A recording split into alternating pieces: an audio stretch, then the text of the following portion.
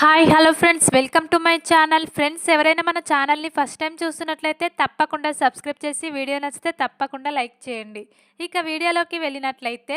ఈరోజు అయితే ఇక సాగర్ భద్రావతికి దిమ్మ తిరిగే షాక్ ఇవ్వబోతున్నాడు. ఎందుకంటే భద్రావతి తన పెద్దన్నయ్య పెళ్లి చూపులో ప్రతిసారి కూడా ఓకే అయిన తర్వాత ఇలా వాళ్ళు మాట్లాడడం ఏంటి, దీని వెనకాతలేదో కారణం ఉందని తెలుసుకున్న సాగర్ అయితే ఇదంతా భద్రావతి కుట్రే అని తెలుసుకొని భద్రావతికి అయితే ఈరోజు బుద్ధి చెప్పాలని కోపంగా మరి సాగర్ ఏం చేయబోతున్నాడో తెలుసుకోవాలంటే ఈ వీడియోని స్కిప్ చేయకుండా చివరి వరకు చూడండి. నర్మద చూసిన సంబంధం కూడా ఓకే అన్నట్టు అని మళ్ళీ ఇక వద్దని చెప్తారు కదా, అప్పుడే ఇక సాగర్ అయితే నర్మదపై చాలా కోపడతాడు. ఇక నీకు మా నాన్న అంటే చాలా కోపం ఉన్నట్టుంది నర్మద, ఇక మన పెళ్లికి ఒప్పుకోలేదు కదా, అది మనసులో పెట్టుకొని ఈ రోజు ఇక ఇలా చేశావు, మా నాన్నని అందరి ముందు అవమానించావు, ఇక కావాలని ఆ పెళ్లి సంబంధం చూసినట్టు చూసి అందరి ముందు మరింత అవమానానికి గురి చేశావు మా నాన్నని. ఈరోజు మా నాన్న చాలా బాధపడ్డాడు, దానంతటికీ కారణం నువ్వే అని ఇక నర్మదనైతే కొట్టడానికి వెళ్తూ ఉంటాడు కదా,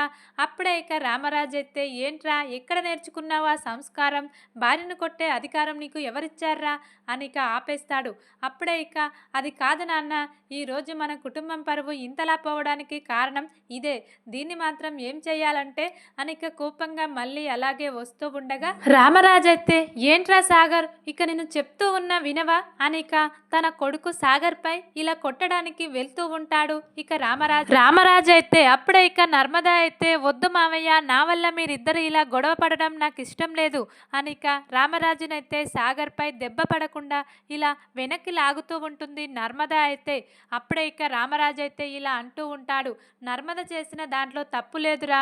ఎవరో కావాలనే ఇదంతా చేస్తున్నారు, వాళ్ళు ఎవరో మనం కనుక్కోవాలి, అంతేకాని ఇలా మనమే ఇలా కొట్టుకొని చేస్తే ఏముంటుంది అని ఇక అంటూ ఉంటాడు రామరాజు అయితే. అప్పుడే ఇక నర్మద కూడా అవును మామయ్య, ఇక నా ఫ్రెండ్ పద్మ చాలా మంచిది, వాళ్ళ ఫ్యామిలీ కూడా మంచిదై ఉంటుందని నేను ఈ సంబంధాన్ని మాట్లాడాను, బావకు మంచి జోడి అని, కానీ ఇంతలోనే వాళ్ళు ఒప్పుకొని ఇక సడన్గా ఏమైంది అదే నాకు అర్థం కావట్లేదు, ఇదంతా ఎవరో కావాలనే చేస్తున్నారు మామయ్య, ఎందుకంటే ఒక సంబంధం చెడిపోయిందంటే కారణం ఉంటుంది, ఇక అప్పుడే మళ్ళీ ఇంకో సంబంధం కూడా ఓకే అన్న తర్వాత వద్దంటున్నారంటే దీనిలో ఏదో కారణం ఉంది అని ఇక నర్మద కూడా అంటూ ఉంటుంది రామరాజు సాగర్తో. అప్పుడే అసలు దీని వెనకాతల ఏం జరుగుతుందో మనం తెలుసుకోవాలి అని ఇక నర్మద సాగర్ అయితే అంటూ ఉంటారు. ఇక అప్పుడే నర్మద అయితే సరే నేను ఇప్పుడే తెలుసుకుంటానండి, నా ఫ్రెండ్ పద్మకి ఫోన్ చేసి అసలు ఎందుకు ఇలా వద్దని చెప్పారో ఇక తనని అడిగి తెలుసుకుంటాను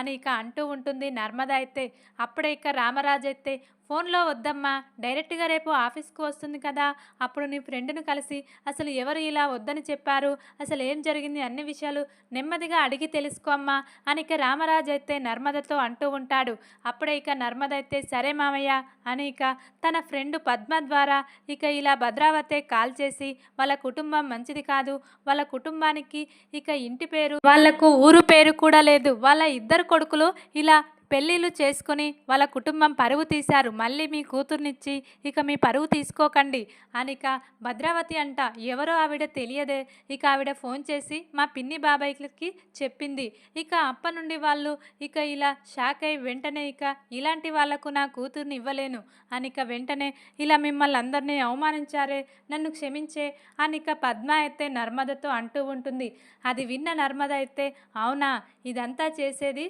ఇక సేనాపతి వాళ్ళ అక్క భద్రావతినా, మా కుటుంబంపై ఇంత కోపాన్ని పెంచుకొని మా బావగారికి పెళ్లి కాకుండా చేసి మమ్మల్ని ఇలా ఏడిపిస్తుందా, ఇక మేమిద్దరం ఇలా లవ్ మ్యారేజ్ చేసుకున్నామని ఇక ఇతనికి కూడా పెళ్లి కాకుండా చేయాలనే ఇక తన ప్లాను, ఎలాగైనా ఇక దానికి సరైన విధంగా బుద్ధి చెప్పాలి అని ఇక నర్మద అయితే భద్రావతి గురించి తన ఫ్రెండ్ పద్మ ద్వారా తెలుసుకొని ఈ విషయం అత్తయ్య మామయ్య సాగర్కి చెప్పాలి వెంటనే అని ఇక చాలా హడావిడిగా ఇక ఇంటికి వచ్చేసి సాగర్తో ఇలా చెప్తూ ఉంటుంది. ఇక మన కుటుంబాన్ని నాశనం చేయాలి, మన బావకు ఎప్పటికీ పెళ్లి కాకూడదు, ఇక మన కుటుంబంలో ఉన్న వాళ్ళు ఎప్పుడు కూడా ఇలా ఏడుస్తూనే ఉండాలని ఇక మన ఎదురింటి వాళ్ళు ఉన్నారు కదండి ఆ భద్రావతి, తనే ఇక మన పెళ్ళిళ్ళు చెడగొట్టేది అని ఇక చెప్తూ ఉంటుంది నర్మద అయితే సాగర్తో. అప్పుడే ఇక సాగర్ అయితే ఏంటి నర్మద ఏం మాట్లాడుతున్నావు,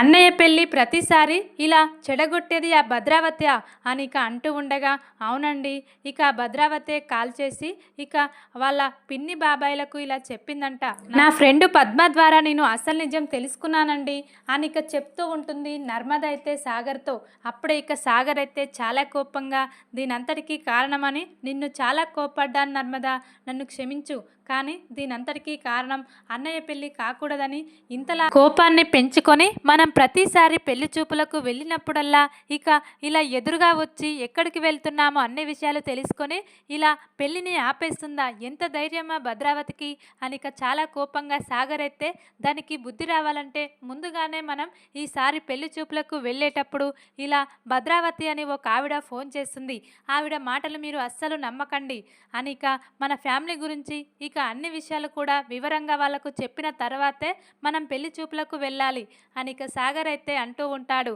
అప్పుడే ఇక వేదావతి, రామరాజు అందరూ కూడా సరేరా, ఈసారి ఖచ్చితంగా ఇక మనం ఆ భద్రావతి గురించి ముందుగానే ఇక వాళ్ళ ఫ్యామిలీకి మన ఫ్యామిలీకి మధ్య గొడవల గురించి చెప్పాలి, ఇక అప్పుడైతేనే మన అన్నయ్యకు పెళ్లి సంబంధం కుదురుతుంది అని ఇక భద్రావతి, రామరాజు మాట్లాడుకుంటూ ఉంటారు. అప్పుడే ఇక అందరు కూడా ఫ్యామిలీ వాళ్ళు, సరే ఈసారి ముందుగానే మన ప్రేమ పెళ్లిళ్ళ గురించి ఎలా చెప్పామో మన శత్రుత్వం గురించి కూడా వాళ్ళకు ముందుగానే చెప్పాలి అని ఇక అందరూ కూడా నిర్ణయించుకుంటారు. అప్పుడే ఇక నర్మద అయితే ఇలా అంటూ ఉంటుంది, మనం ముందుగా వెళ్ళిన పెళ్లి చూపులు ఉంటుంది కదా మామయ్య, వాళ్ళ దగ్గరికి వెళ్ళి ఇక వాళ్ళని కూడా అడుగుదాం, మీకు ఇలా ఫోన్ చేసి చెప్పింది భద్రావతినే, ఈ భద్రావతికి మాకు చాలా గొడవలున్నాయి, అందుకే మీతో ఇలా చెప్పింది, కానీ మేము అలాంటి వాళ్ళం కాదు అని ఇక వాళ్ళతో ఒకసారి మాట్లాడదాం మామయ్య అని ఇక వెళ్ళిన పెళ్లి చూపుల దగ్గరికి మళ్ళీ ఇక అందరు కూడా కలిసికట్టుగా వెళ్తారు. అప్పుడే ఇక వాళ్ళైతే, ఏంటి వీళ్ళకు మా అమ్మాయిని ఇవ్వమని చెప్పాం కదా,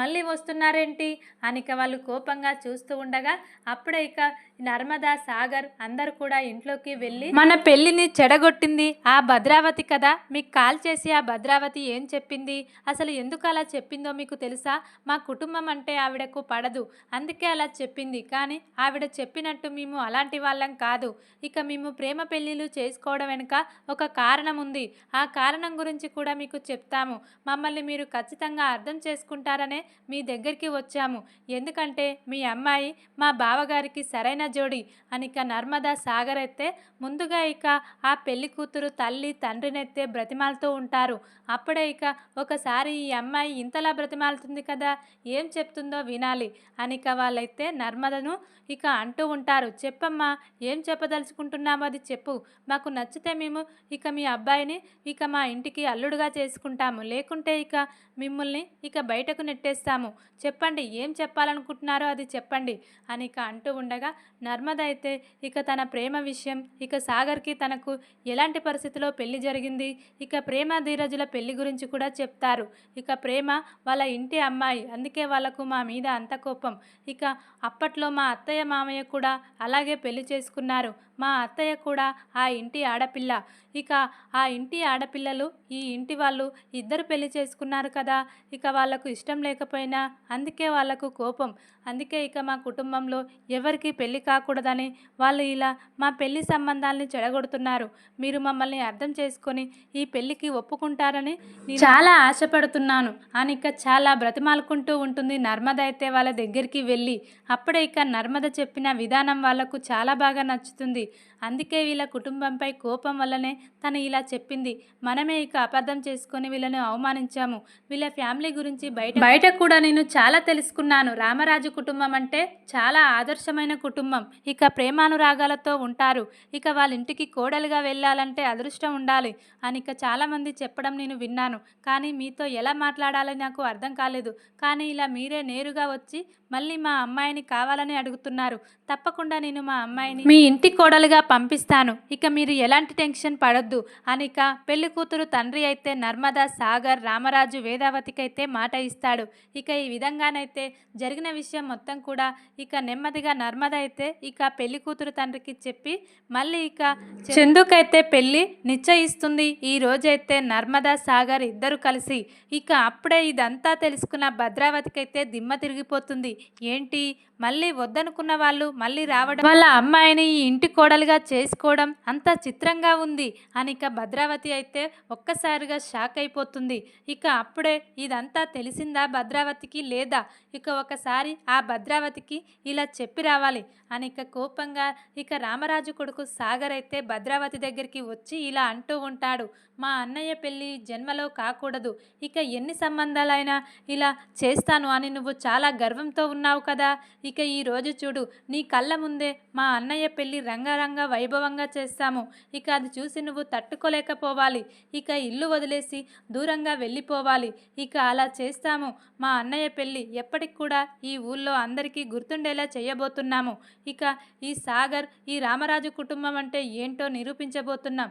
అని ఇక సవాల్ చేస్తూ ఉంటాడు. భద్రావతి దగ్గరికి వెళ్ళి ఇక సాగర్ అయితే అప్పుడే ఇక భద్రావతి అయితే ఏం మాట్లాడకుండా తల కిందికేసి ఇక అటుగా వెళ్తూ ఉంటుంది. ఇక ఏమీ చెయ్యలేని స్థితిలో ఉంటుంది భద్రావతి అయితే. చూద్దాం మరి ఇక రామరాజు పెద్ద కొడుకు పెళ్ళి ఏ విధంగా చేయబోతున్నారనేది. వీడియో కనుక మీకు నచ్చినట్లయితే లైక్ చేసి సబ్స్క్రైబ్ చేసుకోండి friends. Thank you for watching.